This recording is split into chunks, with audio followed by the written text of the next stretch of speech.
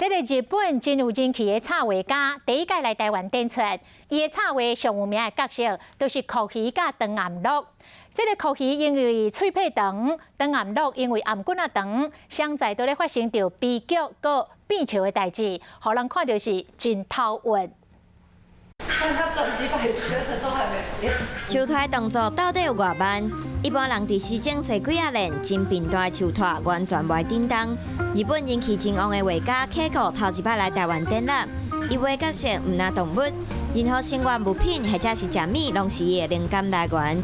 一摆展览当中，毋拿有经典的图，阁会使看到充满台湾特色的新作品。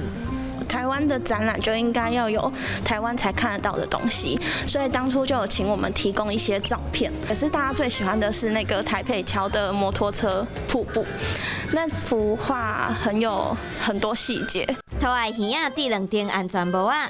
这把图用细节反映台湾人上熟悉的日常，虽然无文字，不过K个趣味的手法，互人看甲会爱笑。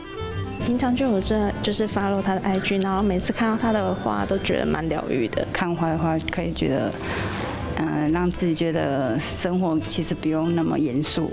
介意 K 个的民众平常时间会使伫网络顶看作品，即马来遮唔但会使看到伊的手稿，阁会使和趣味的翁仔做伙翕相做纪念，邀请民众做伙来看 K 个趣味的正面力量。